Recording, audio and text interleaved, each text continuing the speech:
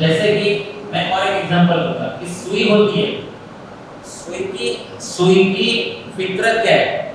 चुभने की। अगर किसी को लगा दो तो चुभेगी, सही है बेटा? लेकिन सुई ने संगत धागे की साथ की तो क्या होगा? जोड़ने का काम करेगी, राइट? तो सुई की संगत अच्छे लोग से भी, धागे के साथ भी।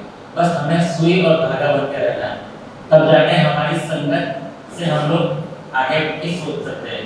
और उसके साथ साथ अच्छी किताबें पढ़ना है।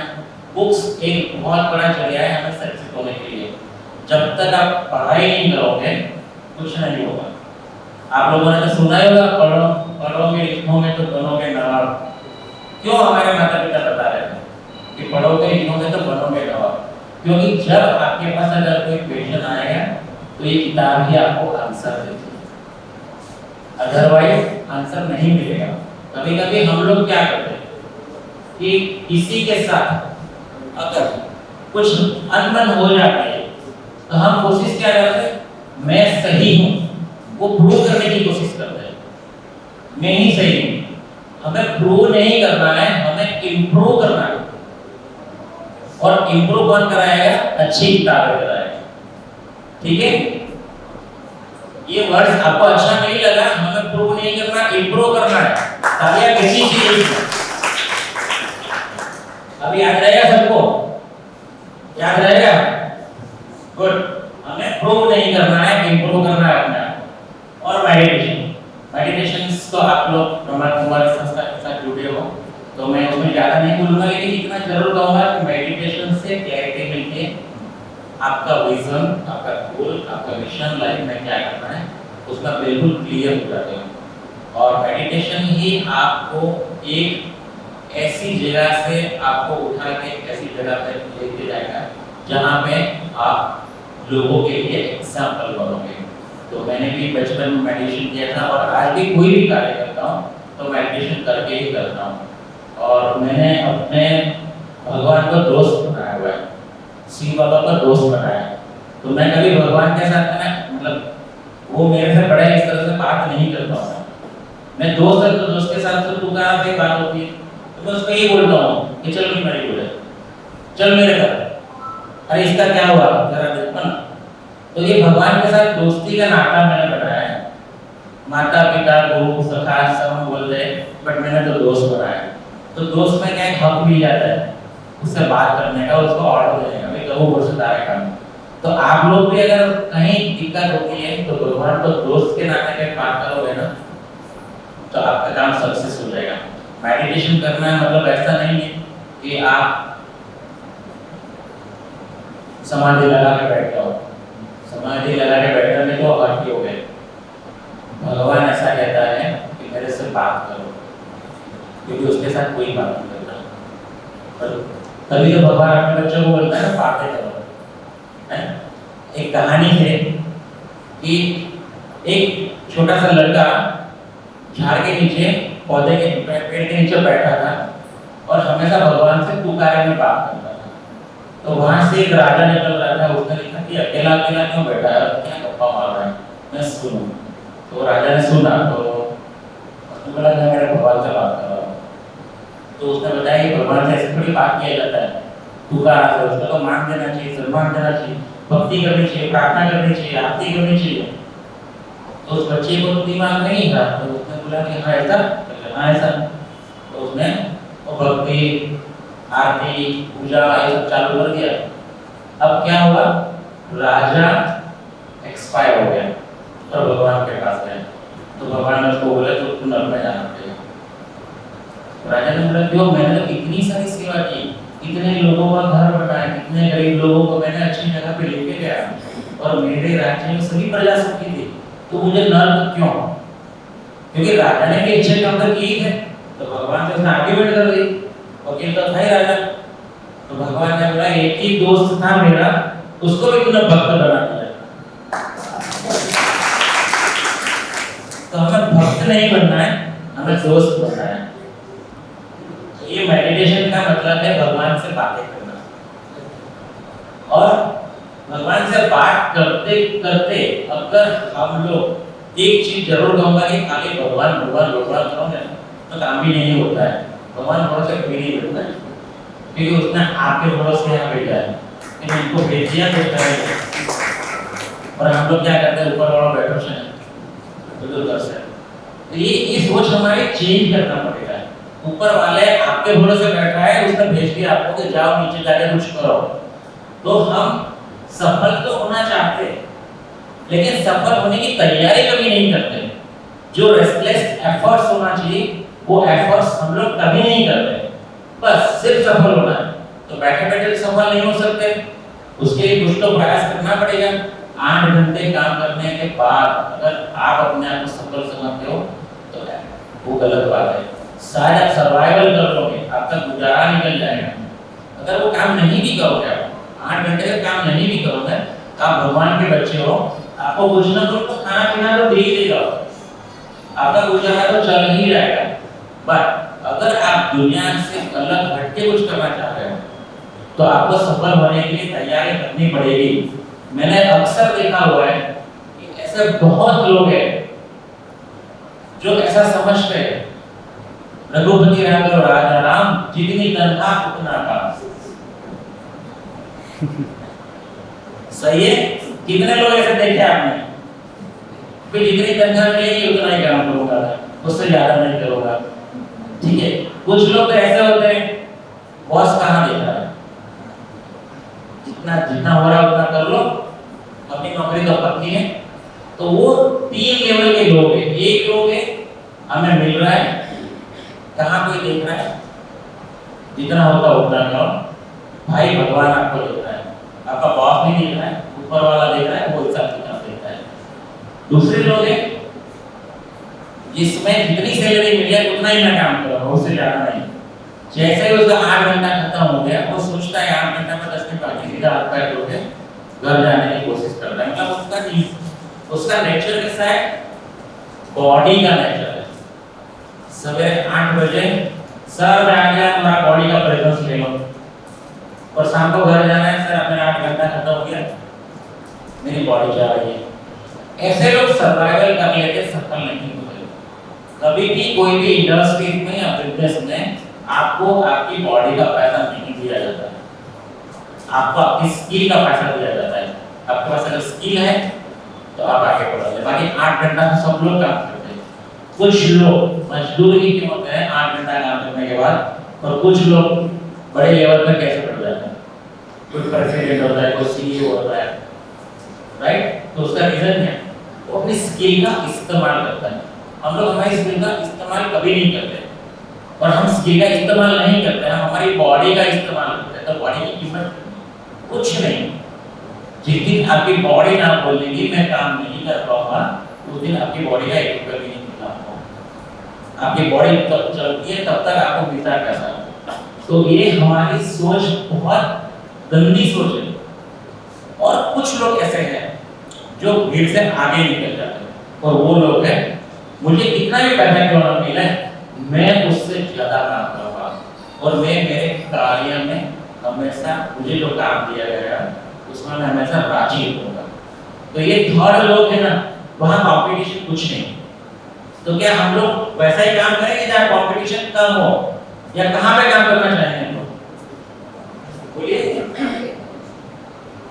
कंपटीशन जहाँ कम होगी वहीं काम करेंगे। धंधा भी तो ऐसा ही है, जहाँ हम लोग कंपटीशन हो, ऐसी प्रोडक्ट बेचेंगे तो क्या होगा हमारा हाल? लोग नेगोशिएशन करेंगे आपसे और फिर सस्ते में डिमांड करेंगे, और 8 घंटा 9 घंटे के बाद देखोगे तो कुछ आपका सेल नहीं हुआ होगा। क्यों? आप कंपटीशन में खड़े हो। हमारे मैनेजमेंट लेसन्स में ब्लू ओशन थियरी और रेड ओशन थियरी समझाया जाता है। रेड ओशन थियरी बोले तो बहुत सारे लोग एक ही बिजनेस में जुड़े हुए हैं और डिस्काउंट की मारामारी में माल बेच रहे हैं, या तो एक के साथ एक फ्री, या तो कोई भी स्कीम, और अल्टीमेटली वो ग्रो नहीं कर पा रहा। तो ब्लू ओशन थियरी उसको कहते हैं कि जहाँ से बड़ी बड़ी मछलियाँ होती है, और बड़ी मछलियाँ जो होती है वो बाकी सभी छोटी मछलियों को खा जाती है। तो आज हम भी देख सकते हैं कि डीमार्ट, रिलायंस, ये डिजिटल टेक्नोलॉजी आने के बाद छोटे दुकानदार लोग आज दिक्कत में है, क्योंकि बड़ी मछलियाँ आ गई हैं। तो हमें भी ये सोचना पड़ेगा कि हम कैसे नई टेक्नोलॉजी के साथ आज लोगों की जो नई सोच आई है उसके साथ हम लोग कैसे आगे बढ़ सकते हैं। तो कॉम्पिटिशन्स ही आपको बहुत परेशानी कर सकती है। तो आप इसकी इस तरह से आप डेवलप करो कि जहां आपकी कंपटीशन में कोई ना आए। जब भी अगर कंपटीशन होती है तो सामने वाला कस्टमर खुद आपको बोले कि नहीं आपके पास ये 2 स्किल है, इसकी वजह से मैं आपके पास ले रहा हूँ, अदरवाइज बहुत सारे लोग हैं। ये वीडियो भी बहुत अच्छा वीडियो है, डैश रूटीन सपने देखने का साहस। समीर भाई आप वहां पे वीडियो बता सकते हो?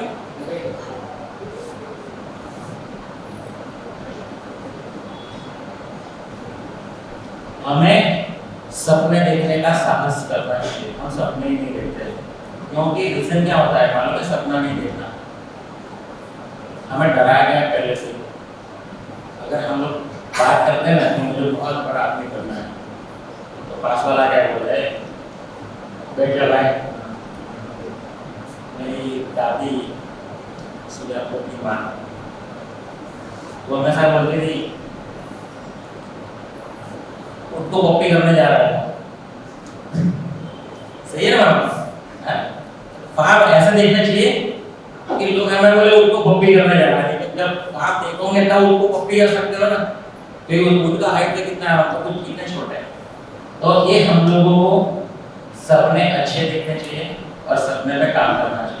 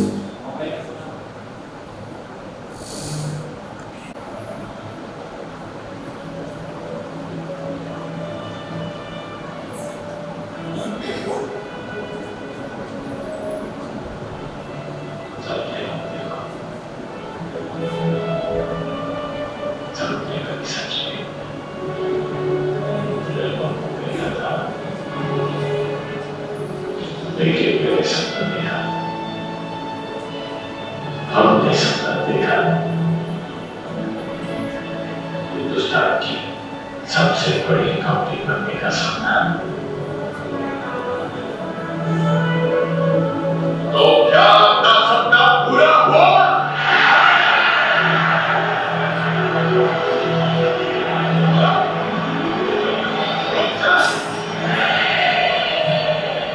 क्या देखे कौन सपना?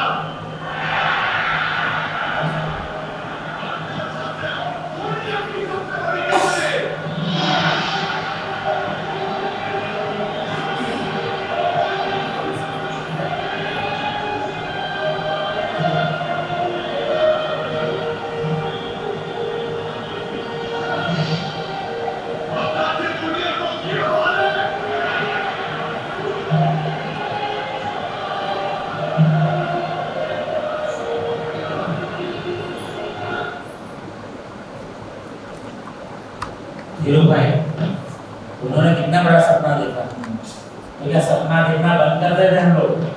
है ना? सपने देखने से आपको साहस मिलता है। धीरू भाई अंबानी ने सपना देखा, उन्होंने सपने के साथ साथ ऐसा विजन भी देखा कि मेरे भारत देश के अंदर देशवासी उस जमाने में धीरू भाई अंबानी की छोटी सी पावर लूम की फैक्ट्रीज थी।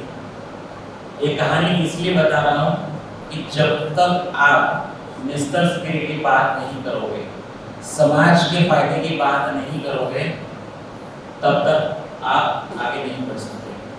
तो धीरू भाई ने देखा कि हमारे समाज में बहुत सारे गरीब लोग हैं जो बिना कपड़े के रहते हैं, या तो उनके पास कपड़ा है तो उसकी लाइफ में 1 महीना, कुछ लोग ऐसे हैं कि साल में 1 ही जोड़ी कपड़ा खरीद सकते थे, और वो भी आज पूरा दिन पहना, रात को धोया, दूसरे दिन वापस पहन के जाते थे। ऐसी गरीबी किन्होंने देखी है? ऐसी गरीबी हमारे ग्रुप में से किसने देखी है कि एक जोड़ी कपड़ा या उसके लिए 2 जोड़ी कपड़ा? ग्रेट, तालियां बजाई जाए। आज हम जो कपड़ा पहन रहे हैं सर धीरू भाई की वजह से, उन्होंने देखा कि मैं ऐसा कपड़ा क्यों न बनाऊं जो फटे ही नहीं और पूरे साल चले, ताकि जिसकी आय एक ही जोड़ी खरीदने की है वो सुतराउ ना खरीदे। पहले कॉटन कपड़ा खरीदना, सुतराउ कपड़ा खरीदना एक रईस लोगों की निशानी थी। उन्होंने पॉलिएस्टर का इन्वेंशन किया, ब्लू ओशन थ्योरी। जब उन्होंने पॉलिएस्टर का इन्वेंशन किया, पॉलिएस्टर की फैक्ट्री डाली, तो फैक्ट्री डालने से पहले काफी लोगों ने उनको बताया था कि ये इंडिया में चलने वाला नहीं है प्रोडक्ट, इंडिया में पॉलिएस्टर कोई खरीदेगा ही नहीं। लेकिन उनका सपना था कि नहीं, मैं उन गरीब लोगों के लिए कपड़ा बना रहा हूँ जो साल में एक ही बार खरीद रहे, ताकि रात को धोए तो तुरंत 1 घंटे में सूख भी जाए। और उन्होंने पॉलिएस्टर का इन्वेंशन किया और आज देखो रिलायंस ग्रुप कितनी बड़ी फैक्ट्री इंडस्ट्रीज ऑर्गेनाइजेशन बन चुकी है। उनका मकसद क्या था? देश के लिए, गरीब लोगों के लिए अच्छी प्रोडक्ट इन्वेंट करना है। तो हमें भी वो ब्लू ओशन थ्योरी सोचना है, अच्छी प्रोडक्ट डेवलप करना है। अगर हम बिजनेस नहीं कर रहे तो हमारे अंदर कोई ऐसी स्किल डेवलप करो या अपने आप को एक ऐसी प्रोडक्ट बना दो कि ताकि हम अपने आप को इजीली बेच सके। हम लोग कहीं इंटरव्यू में भी जाते हैं तो इंटरव्यू में पूछते हैं कि आपकी स्किल क्या है या आप क्या काम करोगे, तो इंटरव्यू के जाना होता है क्या बोल रहा है, सर आप जो बोलेंगे वो करेंगे, तो उसके लिए थोड़ी नौकरी दी जाती है। आप जो कहेंगे वो जब काम करूंगा तो उसके लिए नौकरी नहीं दी जाती। जब हम लोग कहीं इंटरव्यू में जाते हैं तो किसी का इंटरव्यू लेते हैं तो उसको इसलिए बुलाते हैं कि आपके पास जो नॉलेज है उसका यूटिलाइज हमारी फैक्ट्री में करिए, या आप जो जानते हो वो आपके बिजनेस में यूटिलाइज करो और आपका बिजनेस ग्रो करो। तो कुछ ना कुछ नया चीज अगर आप अपने आप में नहीं लाओगे, अपने आप को खुद को प्रोडक्ट नहीं बनाओगे, आप अपने आप को सेल नहीं कर पाओगे। हो सकता है समाज में काफी लोग बोलते हैं, मुझे भी बोलते थे लोग कि आप तो बहुत पैसे के पीछे भाग रहे हो, हर बार धंधा धंधा धंधा धंधा। ठीक है, बोलने वाले बोलते हैं, तुम्हारा मकसद क्या है? कुछ करना है, बोलने दो, क्या फर्क पड़ता है? वही लोग जो आज आपके पैर खींच रहे हैं वही लोग कल आपको बोलेंगे आओ आपका हिस्ट्री बताओ। हमें भी वो एग्जाम्पल बनना है। कुछ लोग आपको ऐसा भी बोलेंगे, पैसा तो हाथ में मैं जिसको करवाना पैसा है, राइट? बाबा कहते हैं कि बाबा के साथ काम करो, सुखी संकल्प से बोलो। आध्यात्मिक गुरु सब लोग बोलते हैं कि भाई बहुत पैसा नहीं पास नहीं खाओ, लेकिन मैं ऐसा कहता हूँ, थोड़ा यहाँ में डेविएशन दूंगा मैं ऐसा कहता हूँ कि भगवान ने आपको यहाँ भेजा है ना आर्थिक उपार्जन करने के लिए, साथ साथ आपने जो भगवान के रूल्स रेगुलेशन को फॉलो करने के, ठीक है? तो अगर आपको आर्थिक उपार्जन के लिए भेजा है तो आपके पीछे कितने लोगों को आप जॉब दिला सकते हैं? बहुत सारे लोग। भगवान ने हर एक को खुद का सॉफ्टवेयर दिया हुआ है, वो सॉफ्टवेयर के हिसाब से आपके काम करता है। अगर वो सॉफ्टवेयर में आपने वायरस ला दिया तो क्या करोगे? अगर मैं कम से कम 3 बार मरते बचाऊं, मतलब लिटरली मौत देखा है, तो हर बार जैसे बाहर निकला तुरंत थैंक यू कहना पड़ा तो भगवान थैंक यू। कुछ तो है मुझ में कि तो मुझे चिंता कर रहा है, कुछ करना है मेरे को, बस ये चीज चाहिए। बचपन में छोटा था तब भी ऐसा एक मकसद था कि कुछ करना है, और इसलिए बचपन से ही मैं भागा दौड़ी कर रहा था। वो एग्जाम्पल का क्लिप मैं खुद ही कि आज तक मैं बैठा नहीं। तो हम लोग सपने देखने का साहस जो है ना वो नहीं करते। क्यों? पास वाला क्या बोलेगा? आज दुनिया में सबसे बड़ा रोग यही है, क्या कहेंगे लोग। अगर आप इस रोग को मिटा दोगे आप आगे बढ़ोगे। हमने इस मूवी के माध्यम से साहस करना तो सीखा, लेकिन मैं सक्सेस के 5 मंत्र भी दे सकता हूँ। ये 5 मंत्र क्या हो सकता है? तो पहले सपने देखो। क्या सपने देखने से सफल हो जाएंगे हम लोग? Depends your belief system. सफल होंगे? Depends your belief system. You have to develop your belief system. ठीक है भाई, सफल होंगे हम? क्यों नहीं होंगे? धीरू भाई तो बोले थे सपना देखो, क्यों नहीं होंगे? उस पर कार्य करना पड़ेगा, सपने पे कार्य करना पड़ेगा। खाली सपने देखने से काम नहीं होता है। तो हमें सपने ऐसे देखने चाहिए जो हमारी बियॉन्ड कैपेसिटी के ऊपर हो, तब जाके आपको कायनात में मदद करती है। दूसरा है सपना देखने के साथ साथ आपका स्ट्रॉन्ग डिटर्मिनेशन कि हमें तीव्र संकल्प शक्ति चाहिए कि हमें कुछ ना कुछ तो करना है। लेकिन खाली संकल्प से भी हम लोग सफल नहीं हो सकते। हो सकते नहीं, क्योंकि उसके ऊपर कार्य करना पड़ेगा। बोलिए, कार्य करना पड़ेगा। और तीव्र संकल्प शक्ति अगर मैं एग्जांपल दूं तो यहाँ चींटी का एग्जांपल है। चींटी अपने वेट से कम 20 गुना ज्यादा वजन लेके चलती है और हम दुनिया की 65% युवा आबादी हम हमारे वेट के हिसाब से भी स्ट्रेस नहीं ले रहे हैं, है ना? अगर चींटी का एग्जांपल इतना बड़ा है, चींटी कितनी छोटी है, लेकिन बारिश का जब मौसम आता है तो चींटी को कहीं बीच में छूटना होता है और वो बारिश कम से कम 4 महीना रहती है। 4 महीना पूरा कहाँ से लाएगी चींटी? तो क्या करती है, खुराक अपनी जहाँ पे भी वहाँ जो रहती है बीच में वहाँ लेके जाती है, यानी 4 महीना 5 महीना जितना भी बारिश आ जाए उसको खाना मिले। क्या हम लोग ऐसा करते हैं? आने वाले 10 साल का सोचते हैं? कभी नहीं। एवरेज पीपल आज का सोचता है, एवरेज से थोड़ा ऊपर उठ जाओ तो 1 महीने का सोचता है, और थोड़ा और ऊपर उठ जाओ तो हो सकता है 1-2 साल का सोचते हैं। बट लीजेंड पीपल है ना, आने वाले 10 साल का बाद का सोचता है। तो हमें लीजेंड पीपल की कैटेगरी में आना है, नहीं कि आज या 1-2 साल। तो हमें तीव्र संकल्प शक्ति भी चाहिए और उस संकल्प को साकार करने के लिए मेंटल विल पावर भी चाहिए, जैसे चींटी का एग्जांपल है। और कितना भी बड़ा आपका गोल हो, कितना भी बड़ा आपका ड्रीम हो, कितना भी बड़ा आपका सपना हो, उसके लिए संकल्प भी कर लिया कि मुझे करना है। लेकिन जब तक आप अपनी तीव्र इच्छा शक्ति को प्रज्वलित नहीं करेंगे, बर्निंग डिजायर बोलते हैं, तब तक आप प्रगति नहीं कर सकते। बर्निंग डिजायर, ये दशरथ मांझी, इसने कहानी सुना, नाम किसने सुना दशरथ मांझी का? आपने भी सुना है। दशरथ मांझी ऐसे एक उड़ीसा के आसपास में छोटा सा गांव है, वहां पे खेडूत थे और इसी वजह से उनकी वाइफ को डिलीवरी के लिए लेके जाना था अस्पताल में, और बीच में पहाड़ आ रहा था और उस पहाड़ की वजह से 10 किलोमीटर का रास्ता कम से कम 30 किलोमीटर घूम के जाना पड़ता था और वहाँ पर मिस डिलीवरी हो गई और वाइफ और बच्चा दोनों एक्सपायर हो गए। ये कहानी थी, ये उड़ीसा के किसी गाँव के एक आदमी की, जो हमारे जैसे सामने है। लेकिन उसके दिमाग में आ गया ये पहाड़ तोड़ के तोड़ना है।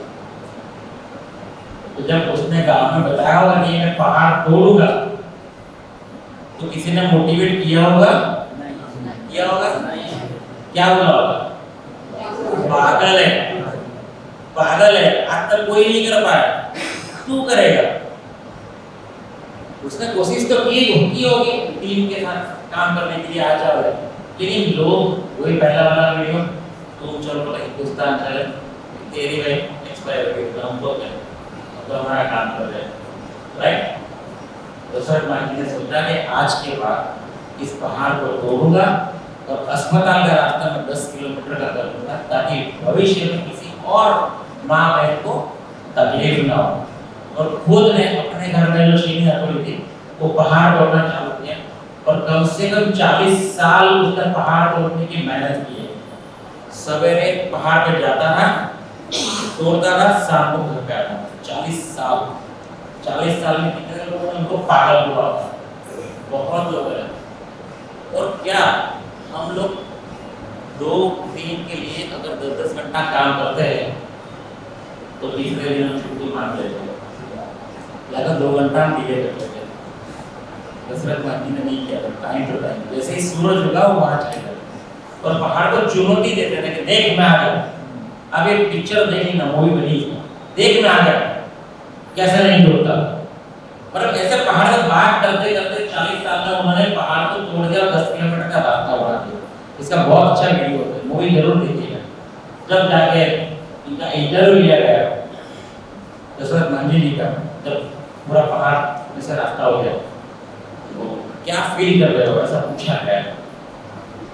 तो कुछ कहना चाहोगे आप लोगों से? तो दशरथ मांझी ने यही बताया था कि पता नहीं भगवान हमारे भरोसे बैठा हो, तो भगवान मेरे भरोसे बैठा नहीं कि मैंने तोड़ दिया, है ना। तो ऐसा हमको भी करना है कि भगवान हमारे भरोसे बैठा है, हमें कुछ काम करना है और तब जाकर माउंटेन मैन कहलाया।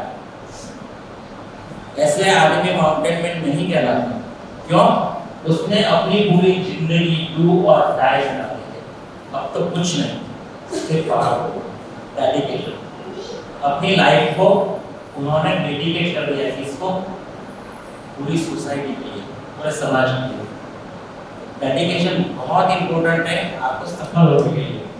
और सफलता तभी मिलती है जब आपके पास 5 डी होता है: ड्रीम, डिटर्मिनेशन, डिजायर, डेडिकेशन और लास्ट डिसिप्लिन।